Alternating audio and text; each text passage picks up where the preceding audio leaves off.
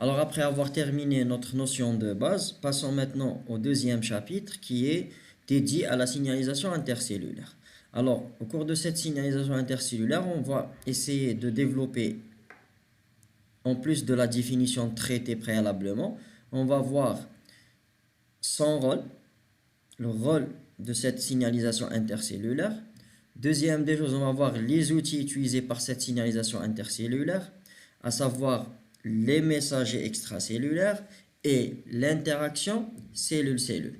Alors, regardez là, la différence entre messager cellulaire et l'interaction cellule-cellule, c'est une notion de distance entre la cellule émettrice et la cellule réceptrice. Quand la distance elle est loin, donc le système va utiliser des messagers extracellulaires. Maintenant, quand la distance elle est proche, donc je vais utiliser ce qu'on appelle une interaction cellule-cellule. Et là, j'aurai, en fonction de cette distance toujours, différents types de moyens de communication entre les cellules. Même pour les messagers, on va voir qu'il y a différents messagers. Il n'y a pas que les hormones, il y aura d'autres types, à savoir les neurotransmetteurs. La même chose pour les interactions cellule-cellule, j'aurai différents types, à savoir la jonction lacunaire et des molécules d'adhésion. Et vous allez voir que chaque moyen de communication a ses caractéristiques et ses propriétés. Et vous avez aussi un troisième outil qui est la signalisation électrique. Au troisième titre, on va voir comment elle débute, cette signalisation intercellulaire, qui va la déclencher et comment elle s'achève. Parce qu'à la fin, il faut arrêter cette signalisation cellulaire. Donc la question qui doit se poser maintenant, c'est quand je dois commencer et quand je dois m'arrêter cette signalisation. D'où l'intérêt de parler sur ce qu'on appelle une régulation. Donc la régulation, c'est que je dois activer cette voie de signalisation dans le bon moment et je dois l'arrêter dans le bon moment. Alors pour le rôle, la signalisation intercellulaire, elle agit partout. Je vous ai dit que la signalisation cellulaire, déjà, c'est la vie. Alors, pour la signalisation intercellulaire, regardez, non seulement elle agit par deux mécanismes. Vous avez le contrôle et vous avez le processus. Alors, ce qui concerne le processus, je vous donne un exemple. C'est-à-dire, c'est si vous voulez, vous prenez l'exemple, l'organe par rapport au milieu extérieur. Alors, regardez notre œil, comment elle agit pour que notre cerveau traite ce qu'on voit et traite les couleurs. Chacun de nous, il a un moyen de communication avec l'extérieur pour voir les couleurs. La même chose pour tout ce qui est son. Comment notre oreille traite le son et pour voir les différents types de son. Donc ça, c'est ce qu'on appelle, c'est un processus. Il faut l'analyser et après le présenter au cerveau et le cerveau va donner l'ordre, comment on va le voir, comment on va sentir, comment on va entendre. Ça, c'est le premier processus. Le deuxième processus qui est le contrôle. Alors, le contrôle, ça signifie l'homéostasie aussi. C'est-à-dire que tout est contrôlé dans notre corps. Alors, en commençant par le flux métabolique, alors j'ai eu comme question dans les commentaires quelle est la différence entre les réactions métaboliques et les réactions biochimiques. Les réactions métaboliques, c'est une partie des réactions biochimiques. Alors une réaction biochimique, faire bouger un organite, donc c'est une réaction biochimique, c'est-à-dire je donne du calcium pour que mon cytosquelette fait bouger ma mitochondrie, fait bouger mes vésicules pour une exocytose. Ça, c'est un processus biochimique. Une réaction métabolique, ça signifie existence d'une enzyme et d'un substrat. C'est-à-dire, je transforme pour fabriquer. Je dégrade pour avoir des précurseurs, pour les utiliser pour autre chose. Donc, tout ce qui est métabolique, ça signifie enzyme plus substrat. Regardez un deuxième processus qui est la division cellulaire, qui fait que la division cellulaire, elle est contrôlée. Et à la fin, je vous donne dans les commentaires une présentation, c'est mon cours sur le cycle cellulaire où j'ai traité le contrôle de cycle cellulaire et vous allez voir que tout est contrôlé. Pour qu'une cellule commence à se diviser, c'est que je dois vérifier est-ce qu'elle est apte à se diviser, est-ce qu'elle a la capacité de le faire, est-ce qu'elle a tous les ingrédients pour le faire, parce que pour se diviser, il faut dédoubler notre matériel génétique. C'est-à-dire qu'il faut faire une réplication. Donc je dois avoir tout est disponible, le phosphore, les nucléotides, tout pour faire une division cellulaire. À la fin, quand je commence à faire la division cellulaire, je suis en train de faire une copie sur mon matériel génétique. Donc, je dois le vérifier que j'ai fait une bonne copie. Regardez, dans la croissance, la même chose, que ce soit la croissance de notre corps ou la croissance cellulaire. Donc, toujours, la croissance, ça signifie augmenter de taille, de volume. Donc, tout est régulé pour avoir, si vous voulez, une taille bien déterminée d'une cellule, par exemple. La différenciation, c'est qu'à partir d'une cellule souche, j'aurai une cellule différenciée qu'elle va assurer des rôles bien déterminés. Le développement, la même chose. Donc, tous ces processus-là, vous allez voir qu'ils sont influencés et sont, si vous voulez, régis par cette signalisation intercellulaire. Et au fur et à mesure qu'on va faire la signalisation intercellulaire, après on va voir la signalisation intracellulaire, qui est la finalité de la signalisation intercellulaire, vous allez voir qu'à chaque fois qu'il y a une signalisation intercellulaire, elle va finir par une signalisation intracellulaire. Et c'est pour ça que je vous ai dit, c'est coordonné. Donc vous allez voir, on va vous donner des exemples pour le flux métabolique, pour la division cellulaire, pour la croissance, différenciation et le développement. Alors pour les outils, alors je viens de vous dire dans le sommaire, c'est qui va juger le moyen de communication entre les cellules. La première des choses, c'est la distance. Alors la distance, en fonction de la distance, on a 4 types de moyens de communication entre les cellules. Et rappelez-vous, on est en train de parler sur un organisme multicellulaire. C'est pour ça qu'on a dit intercellulaire. Maintenant, si vous parlez sur l'environnement avec la cellule, là, vous allez dire extracellulaire, c'est-à-dire dehors de la cellule. Et en fonction de cette distance, j'aurai 4 moyens de communication. Je peux communiquer via des messagers extracellulaires. Je peux communiquer par ce qu'on appelle jonctions lacunaires. On va voir c'est quoi. Je peux communiquer entre deux cellules par des molécules appelées d'adhésion. Et à la fin, j'ai ce qu'on appelle des signaux électriques. Ça, c'est en fonction de la distance. Alors maintenant, si vous prenez la distance, on a séparé 2 par rapport à 4. C'est les jonctions lacunaires et les molécules d'adhésion. On les a appelées interactions cellule-cellule. Pourquoi? Parce que là, il y a une notion, ce qu'on appelle, c'est un rapprochement des cellules. C'est-à-dire qu'ils doivent être vraiment proches pour faire ce type de moyens de communication, à savoir les jonctions lacunaires et les molécules d'adhésion. Maintenant, pour tout ce qui est messager extracellulaire et signalisation électrique, vous allez voir, à partir des messages extracellulaires, je peux avoir une distance proche, et elle ne sera pas vraiment proche, mais je peux avoir aussi une distance éloignée. Et en fonction de cette distance aussi, j'aurai plusieurs types de messagers extracellulaires. Et pour la signalisation électrique, ça sera l'environnement extérieur par rapport à une cellule. C'est-à-dire ça sera des signaux électriques, peut-être de la lumière, par exemple.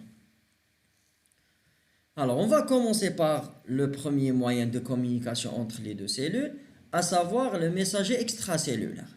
Et regardez ce que je vais vous dire, c'est que le moyen de communication via le messager extracellulaire signifie quoi? C'est que la cellule émettrice va émettre un messager spécifique pour une cellule cible. Et cette cellule cible, quand elle va recevoir ce messager, elle va le traduire en réaction biochimique, en processus métabolique. Tout dépend de la cellule cible, comment elle va agir. Donc, les cellules de signalisation, donc deuxième particularité, c'est qu'une cellule émettrice peut émettre plusieurs types de messagers cellulaires.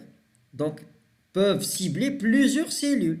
Donc, je peux avoir un type de messager cellulaire pour une cellule, un autre type émis par la même cellule émettrice pour une autre cellule cible. Donc, pour vous dire quoi? C'est qu'une cellule émettrice peut émettre plusieurs messagers chimiques qui vont cibler plusieurs types de cellules. Ça peut être la même cellule, regardez, j'ai mis la même cellule, ça peut être différents types de cellules. Et j'ai mis ici 4 types de cellules. Donc, puisque je viens de parler sur messager cellulaire, donc je dois maintenant parler sur les différents types de ce messager cellulaire, puisque la même cellule émettrice, elle peut émettre plusieurs types de messagers extracellulaires. Alors, ces messagers extracellulaires, si vous voulez, on va les différencier en fonction de leur voie empruntée pour stimuler cette cellule cible. C'est-à-dire, quand ma cellule émettrice émet ce messager extracellulaire, elle va l'émettre où? Si ça sera dans la voie nerveuse, on va voir que ça sera un type de messager extracellulaire. Si ça sera sur la voie hémorale, signifie la voie sanguine, ça sera un autre type de messager cellulaire. Et si au niveau local, c'est-à-dire quand local, c'est-à-dire c'est proche de la cellule. C'est pour ça que je vous ai dit la distance, elle est importante. Je peux avoir un messager extracellulaire même sur la même cellule, même si la cellule elle est proche. Donc on va voir la différence quand la distance elle est proche et j'ai ce qu'on appelle jonction lacunaire et molécule d'adhésion. Et je vais voir quand j'ai un messager cellulaire et la distance elle est proche. Ce qu'il faut retenir dans ça, c'est que les deux moyens de communication qui vont juger les moyens de communication, c'est la distance, oui. Mais il ne faut pas dire que le fait que j'ai une distance proche, j'aurai jonction lacunaire aux molécules d'adhésion. Même si la distance elle est proche, je peux avoir des messagers extracellulaires. Et même si je vais agir sur la même cellule, c'est-à-dire la cellule elle-même, elle va se stimuler, s'auto-stimuler, vous allez voir qu'elle va émettre dans le milieu extérieur un message extracellulaire qui va la stimuler. Et vous allez voir, donc, c'est pas tout le temps la distance, mais il y a la distance et le type de messager qui va stimuler cette cellule cible. Donc, en fonction de ces voies empruntées, alors j'aurai trois types. Alors, dans la voie nerveuse, donc la cellule émettrice, elle est tout le temps neurone. Le messager chimique, on va l'appeler un neurotransmetteur. Donc, si vous voyez que la cellule émettrice, c'est une neurone, donc peut-être c'est la voie nerveuse. Vous allez suivre le messager chimique. S'il est entre les deux neurones, entre ce qu'on appelle la jonction neurone-neurone, les synapses, ou entre neurones et cellules musculaires, entre neurones et une glande, donc là on va voir, c'est que si c'est proche, je vais parler sur le neurotransmetteur. On va revenir. Les cellules réceptrices, regardez, je peux avoir une neurone, je peux avoir des cellules musculaires, je peux avoir des cellules sécrétrices. Et ça, c'est le premier mode. C'est-à-dire, c'est mon messager qui va être émis par une neurone. Je vais le nommer neurotransmetteur et il va cibler différents types de cellules cibles. Alors, cette transmission, je vais l'appeler transmission synaptique. Alors, la deuxième, via la voie humorale, là, je peux avoir deux types de cellules émettrices. Ça peut être une cellule glandulaire, ça peut être une neurone. Donc, la différence entre la neurone en premier lieu et en deuxième lieu, c'est que où on va émettre ce messager extracellulaire. Et ça sera toujours dans les synapses. Les deuxièmes, non, ça sera dans le sang. Donc, puisque dans le sang, si je parle sur une glande, on va voir la définition glande dans le chapitre 3. Donc, cette cellule glande, elle va émettre une hormone. Donc, la notion d'hormone est reliée directement à l'existence dans le sang. Si vous parlez hormone, c'est-à-dire c'est que ce messager chimique extracellulaire, si vous voulez, il empruntera obligatoirement la circulation sanguine, quelle que soit la distance. Elle est proche ou elle est loin. Si vous dites hormone, c'est-à-dire c'est que je parle sur le passage à travers la circulation sanguine. Et là, regardez les cellules réceptrices, vous allez voir que j'ai plusieurs types de cellules réceptrices. Pour cela, j'ai dit cellules différenciées. Maintenant, pour le deuxième mode, où j'ai la cellule émettrice, le neurone. Donc, la neurone, là, elle va émettre un message extracellulaire dans le sang. Et là, je ne vais pas l'appeler neurotransmetteur, mais je vais l'appeler neurohormone. C'est-à-dire, elle a pris le mot neuro par rapport à la neurone, par rapport au premier, et hormone par rapport à la voie sanguine. Et donc, je l'appelle neurohormone. Et on va voir après la différence entre neurohormone et neurotransmetteur. Et là, toujours les cellules cibles, ça sera toujours plusieurs cellules, c'est des cellules différenciées. Ça, c'est le deuxième mode par rapport à la voie humorale. Pour la première hormone, je vais appeler ça transmission endocrine. Pour la deuxième, ça sera transmission neuroendocrine. C'est-à-dire, au début, j'ai des glandes qui vont émettre des hormones dans le sang. Ils vont cibler plusieurs cellules. Les neurones vont émettre des neurohormones dans la circulation sanguine, ils vont cibler aussi plusieurs cellules. Alors maintenant, pour la voie locale là, c'est-à-dire c'est local, c'est proche. Là, la distance, elle est proche. Alors, ça sera une cellule. Elle va émettre un messager chimique, je vais l'appeler médiateur local. C'est un médiateur local qui va agir in situ, si vous voulez, c'est proche de la cellule. C'est-à-dire la cellule, la distance entre la cellule émettrice et la cellule réceptrice, là, la distance, elle est faible. La différence entre la voie locale et la jonction lacunaire et les molécules d'adhésion, c'est que dans la voie locale, j'ai toujours la présence de messagers extracellulaires.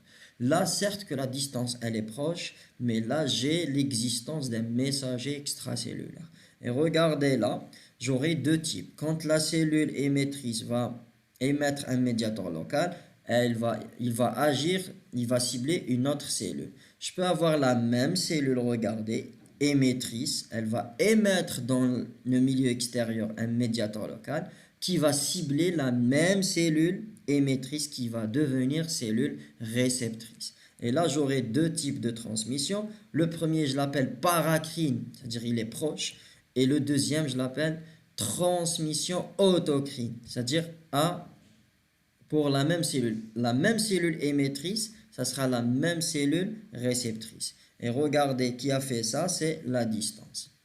Alors, on va commencer par les voies nerveuses. Alors, pour la voie nerveuse, je vous ai dit, c'est que les neurones vont émettre un messager extracellulaire. Je vais l'appeler, si vous voulez, un neurotransmetteur. Et ce neurotransmetteur va agir sur une deuxième neurone, sur une cellule musculaire ou sur une cellule sécrétrice. Et regardez là aussi, il y a la notion de distance aussi. Donc il y a toujours, c'est ce qu'on appelle la jonction entre deux cellules, on l'appelle ça synapse. Alors, j'ai mis ici les caractéristiques de cette transmission nerveuse. C'est que c'est une transmission, il faut savoir, elle est très spécialisée. Donc, les neurotransmetteurs, c'est que quand on met des neurotransmetteurs dans les synapses, sachez que la réponse, elle est rapide. Et vous allez voir, elle est très rapide. Pourquoi? Parce que la propagation, elle est très importante. Alors, deuxième des choses, l'action est très brève. Et regardez, dans la signalisation cellulaire, quand la réponse est rapide, sachez que l'action est très brève. C'est-à-dire, donc je fais l'action et ça se termine en fraction de seconde. Alors, c'est un système très privé. Vous allez voir, par différence au système, on va voir l'endocrinien. Pourquoi? Parce que le neurotransmetteur, il agit in situ, localement. Dès qu'il sera libéré, il commence à agir. Et là, j'ai mis un lien, je vais vous donner dans le box des commentaires un lien qui va vous traiter comment on considère un messager extracellulaire comme un neurotransmetteur. Il doit répondre à certains critères. Déjà, le premier critère, c'est qu'il doit être trouvé dans la neurone présynaptique. Regardez. Il doit être stocké dans des vésicules. C'est-à-dire sur un composé organique il est neurotransmetteur, c'est que dans déjà le neurone présynaptique, parce que la synapse, elle est là, donc tout ce qui est avant, c'est la neurone présynaptique, donc il doit exister. Ça, c'est la première des choses. Qu'est-ce que ça veut dire exister? C'est-à-dire il y a une cascade de réactions biochimiques pour le synthétiser. C'est pour ça que j'ai écrit ici des voies métaboliques, enzymes et précurseurs. C'est-à-dire j'aurai besoin des précurseurs, j'aurai besoin des enzymes pour synthétiser ce neurotransmetteur. Et je viens de vous dire, la réponse, elle est rapide. Donc s'il y a une stimulation, c'est que ma neurone présynaptique doit sécréter rapidement mon neurotransmetteur. C'est pour ça il est stocké. On va voir la notion de stockage. Quel est son rôle dans le chapitre 3, et on va parler même maintenant, je vais parler sur quand on fait la régulation, c'est quand on stocke, donc s'il y a une stimulation, c'est rapidement migration de mes vésicule, libération de neurotransmetteurs. Mais s'il y a une stimulation et je commence à fabriquer, à le stocker, à le faire sortir, c'est lent. C'est ça pourquoi je stocke dans des vésicules. Ça, c'est le premier critère. Le deuxième critère, c'est qu'il doit être libéré. En réalité, pour le libérer, c'est-à-dire il faut qu'il y ait ce qu'on appelle un signal électrique. Et il y a une intervention du calcium, c'est-à-dire pour faire bouger mes vésicules, dès que je dois avoir ce mécanisme-là, c'est-à-dire qu'il est électrique, et à la fin, c'est que je dois libérer mon neurotransmetteur dans l'espace synaptique, c'est-à-dire dans l'espace dans la synapse. Si je le libère ailleurs, ça va pas être considéré comme un neurotransmetteur. Et le troisième critère, c'est quoi? C'est que dans la cellule postsynaptique, donc je dois avoir des récepteurs qui vont recevoir ce neurotransmetteur.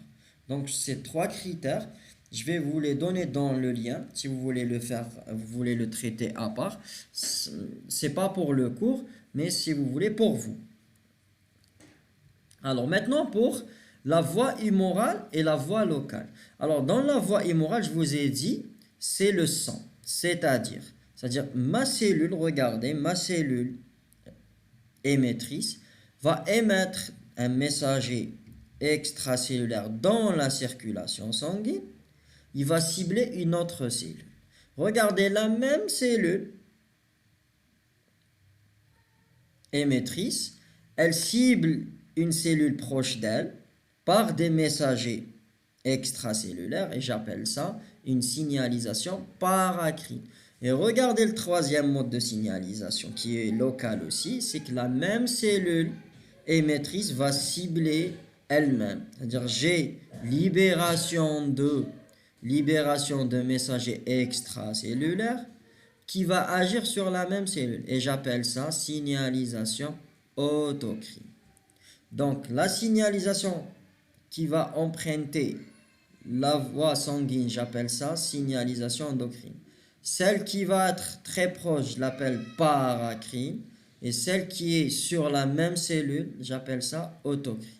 Alors, et là, regardez toujours, c'est la distance. Cellule émettrice, message chimique, cellule réceptrice, notion d'hormone. Longue distance. Sachez quand on parle sur hormone, donc la distance, elle est vraiment longue et elle peut être proche aussi. Alors, regardez, le messager, il est émis dans la circulation sanguine. Il va agir sur des cellules cibles.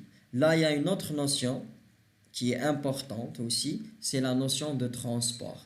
C'est que quand notre cellule émettrice mise dans la circulation sanguine l'hormone, il faut qu'il y ait ce qu'on appelle notion de transport. Qui va transporter cette hormone pour la faire arriver dans la cellule cible? Alors, pour les caractéristiques de cette sécrétion d'hormones, à l'inverse de la transmission neurologique, qui est le neurotransmetteur, la réponse, elle est plus lente. Et puisque la réponse, elle est plus lente, vous allez voir que la réponse, elle est de longue durée. Et pour cela, on va dire que c'est un système de communication, il est public. Public pourquoi? Parce que la même cellule émettrice va cibler plusieurs types de cellules. Donc j'aurai plusieurs hormones qui vont cibler plusieurs cellules cibles. Et comme je vous ai dit, c'est la notion de transport. Donc là, ce qu'il faut retenir aussi, c'est que si votre hormone, elle est transportée dans le sang, c'est que la forme transportée, c'est une forme inactive. Il faut faire très attention. La seule forme active, c'est la forme où l'hormone, elle est libre. Quand elle est liée, elle est inactive. Donc, si mon hormone est libérée dans la circulation sanguine, elle est transportée. Quand j'arriverai à la cellule cible, je dois libérer mon hormone de son transporteur. Sinon, elle ne peut pas agir. Troisième type de transmission, aussi endocrinien, c'est la cellule émettrice qui va changer. C'est la cellule nerveuse. Elle va émettre un messager extracellulaire. Là, on va l'appeler neurohormone. Pourquoi on l'a appelé neurohormone? On l'a dit déjà. C'est parce que la cellule émettrice, c'est une cellule nerveuse. Et elle va cibler plusieurs types de cellules. Et là, la distance, elle est longue. à l'opposé de neurotransmetteur où la distance, elle est très proche. Le synapse, c'est très proche.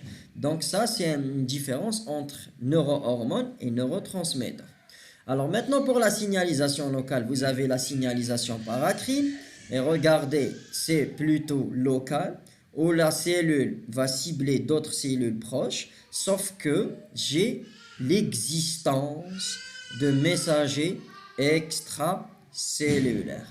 Alors, vous avez aussi la signalisation autocrine, où la même cellule va cibler elle-même. Et là, vous allez voir que j'aurai une signalisation au début, elle était extracellulaire, mais à la fin, dès qu'il y a fixation de mon messager extracellulaire, je commence à faire une cascade intracellulaire. La seule différence par rapport au paracrine, au endocrine, au neurotransmetteur, c'est que la cellule cible, elle-même, c'est la cellule émettrice. Alors maintenant pour le deuxième outil, c'était le premier, c'était la communication à travers des messagers extracellulaires, quelle que soit la distance. Vous avez vu, il y a la distance longue, il y a la distance proche. Mais la notion importante, c'est l'existence de messagers extracellulaires. Maintenant, si je parle sur hormones ou neurohormones, si je l'ai mis dans la circulation sanguine, je dois rajouter la notion de transport. Le deuxième mode, qui est la jonction lacunaire, c'est quoi? C'est que c'est une association d'une cellule avec une autre cellule. C'est-à-dire, il y a une jonction. Regardez, il y a la membrane qui va se relier avec l'autre membrane. Il y a formation, sorte de tunnel. Et là, vous allez voir qu'il y aura, si vous voulez, un transfert entre une cellule par rapport d'une cellule à une autre. Donc, j'aurai pas, si vous voulez, sorti de mon messager à l'extérieur, après il rentre. La sorte de tunnel, directement, il va rentrer d'une cellule avec une autre cellule. Donc j'aurai ce qu'on appelle un carrefour. C'est pour ça qu'on l'a appelé jonction lacunaire. C'est-à-dire il faut qu'il y ait une jonction entre la cellule émettrice et la cellule réceptrice. Il y aura formation d'un tunnel qui va permettre le transfert des molécules. Ça peut être dans les deux sens, c'est-à-dire d'une cellule à une autre, là dans la cellule réceptrice vers la cellule émettrice et inversement. Alors maintenant pour la même chose, interaction cellule-cellule, là il y a une différence par rapport à la jonction lacunaire. On l'appelle signalisation par molécule d'adhésion, mais là il n'y aura pas un contact entre les deux cellules. Mais là c'est comme si des reconnaissances. C'est-à-dire la première cellule a là une protéine qui va être reconnue par un autre récepteur sur la deuxième cellule réceptrice. Et quand il y a association des deux, il y a ce qu'on appelle le couplage. Donc il y aura ce qu'on appelle transduction du signal. On va voir le mot après. C'est quoi la transduction du signal? C'est-à-dire le fait qu'il y ait une association. Donc la cellule va donner réceptrice, elle va recevoir un signal qui a déjà que la cellule émettrice elle a stimulé pour que cette cellule réceptrice commence à faire la réponse. Donc ça s'appelle quoi? Ça s'appelle par molécule d'adhésion. La différence par rapport aux jonctions lacunaires, c'est qu'il n'y a pas une communication entre la cellule émettrice et la cellule réceptrice. Il y a ce qu'on appelle des molécules d'adhésion. C'est comme si substrat, enzyme. Donc il y a une complémentarité entre les deux. Et cette complémentarité va déclencher la réponse. C'est ce qu'on appelle la transduction du signal. Et vous avez à la fin le quatrième moyen de communication, ça s'appelle la signalisation électrique.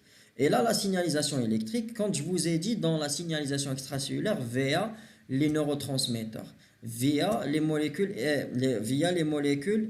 messagers cellulaires comme hormones, neurohormones ou locales, il faut poser la question. Qui va déclencher, qui va dire à la cellule émettrice, tu commences à faire la signalisation. Donc vous allez voir là, c'est que cette cellule émettrice qui vient d'émettre un messager extracellulaire, elle-même elle a été excitée.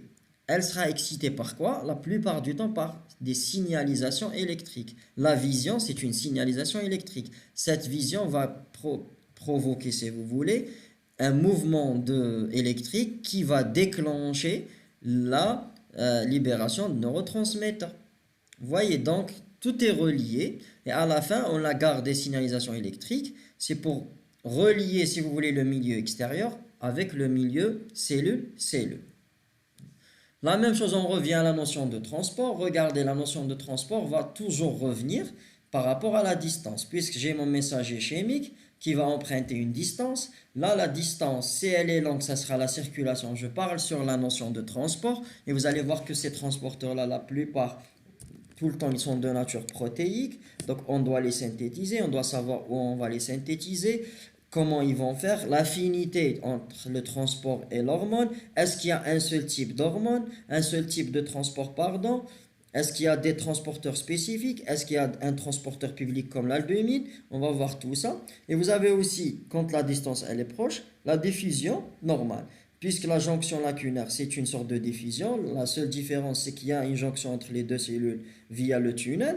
Molécule d'adhésion, c'est que j'ai une jonction entre les deux cellules, donc, mais il n'y a pas une, si vous voulez, une autre communication entre la cellule réceptrice et émettrice. Et quand la voie nerveuse et la voie locale, donc c'est une diffusion puisque la cellule, la distance, elle est très proche, donc je ne serai pas obligé d'avoir recours à la circulation sanguine et ça sera une diffusion facilitée. Maintenant, le troisième titre, quoi? C'est comment cette signalisation commence et comment elle doit s'achever. Donc, il y a toujours quelque chose qui est important, c'est que tout est coordonné dans la signalisation, que ce soit la signalisation intercellulaire ou la signalisation intracellulaire. Qui va commencer la signalisation? C'est ça la question à se poser. Comment on va commencer cette signalisation? Quand on va commencer la signalisation? Quand ma cellule émettrice commence à émettre un signal, que ce soit un message extracellulaire, une jonction lacunaire, une molécule d'adhésion, donc c'est la même chose, c'est-à-dire le début de cette signalisation intercellulaire qui va s'achever à la fin par une signalisation intracellulaire. Et cette signalisation intracellulaire, quand on aura des réponses, il faut l'arrêter, il ne faut pas continuer. Donc, tout est coordonné et couplé. Alors, regardez, j'ai pris un exemple où j'ai ma cellule émettrice qui va émettre une hormone.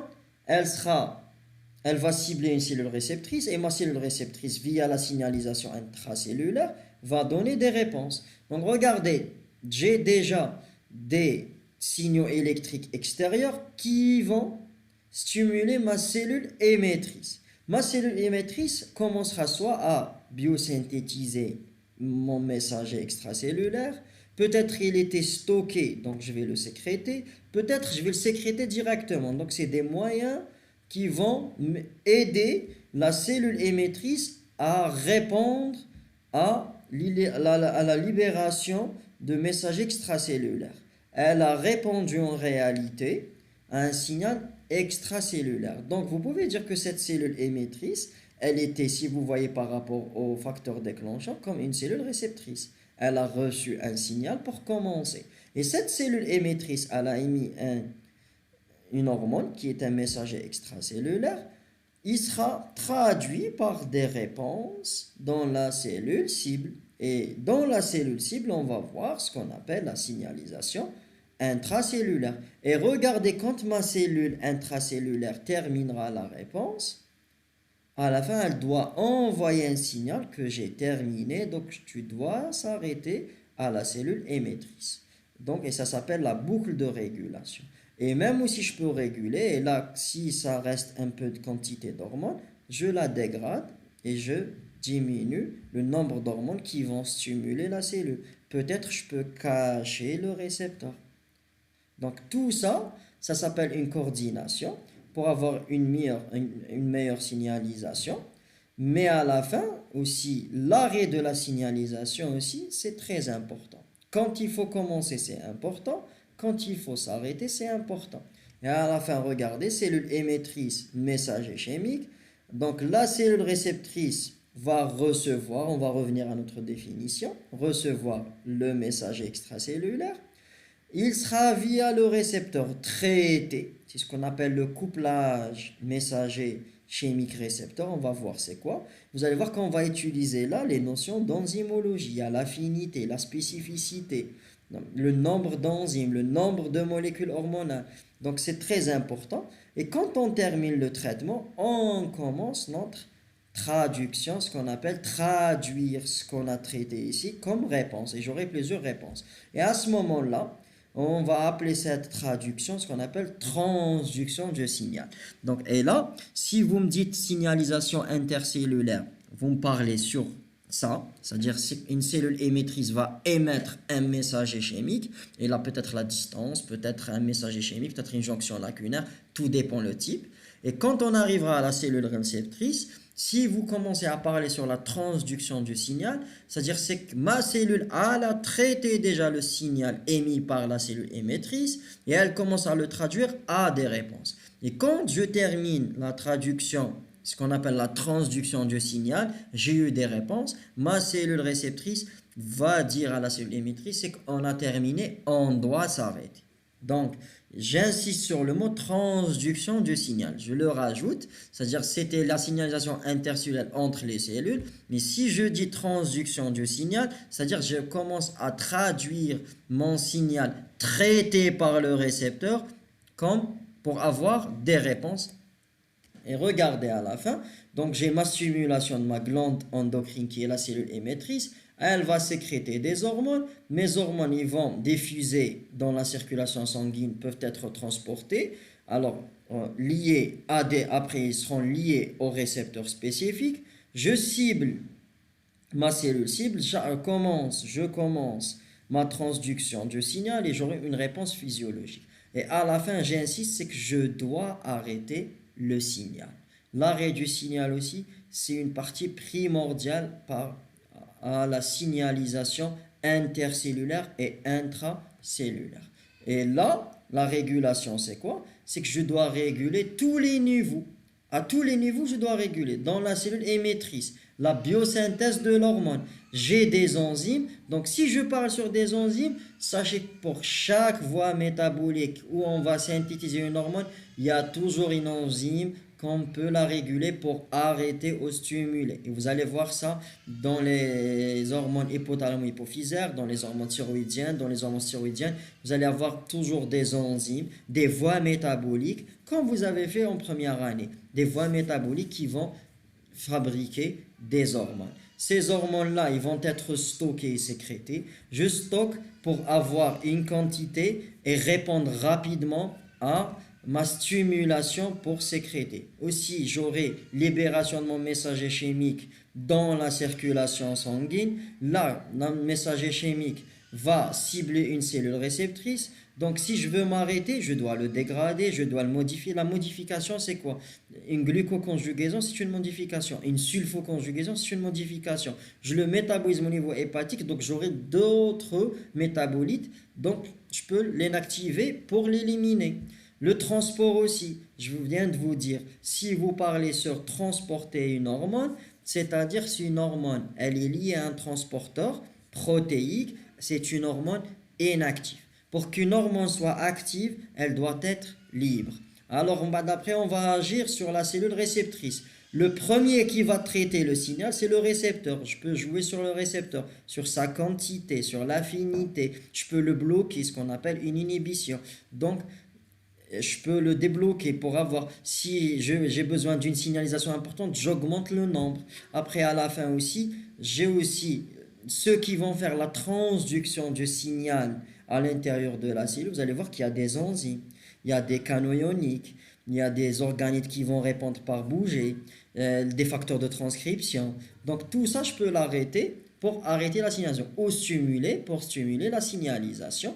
Et à la fin, regardez la signalisation intercellulaire, surtout endocrine ou neuroendocrine, elle est tout le temps régulée. Regardez par les signaux de déclenchement externes.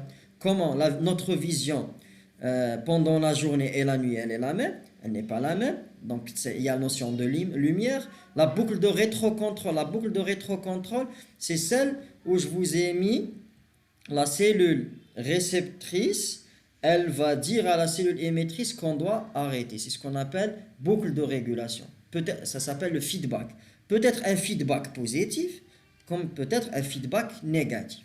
On va voir ça quand on va faire la transduction du signal et on traitera après les feedbacks positifs et négatifs. Vous avez la dégradation et la modification des signaux, que ce soit messager extracellulaire, que ce soit un neurotransmetteur, que ce soit hormones, surtout hormones et neurohormones. Vous avez aussi la quantité des récepteurs et l'activité des récepteurs.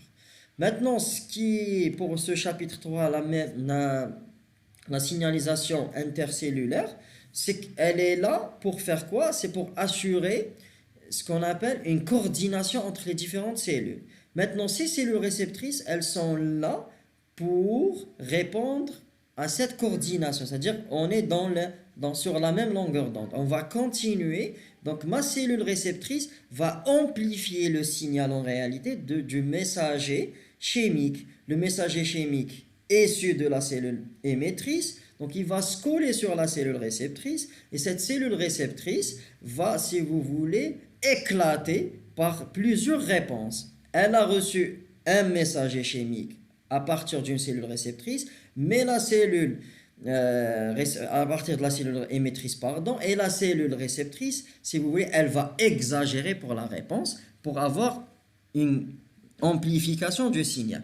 Donc le troisième moteur qu'on va le traiter prochainement, ça sera les messagers chimiques. Et on va avoir les différents messagers chimiques, à savoir les neurotransmetteurs, l'hormone, neurohormones, et on va voir les cytokines, les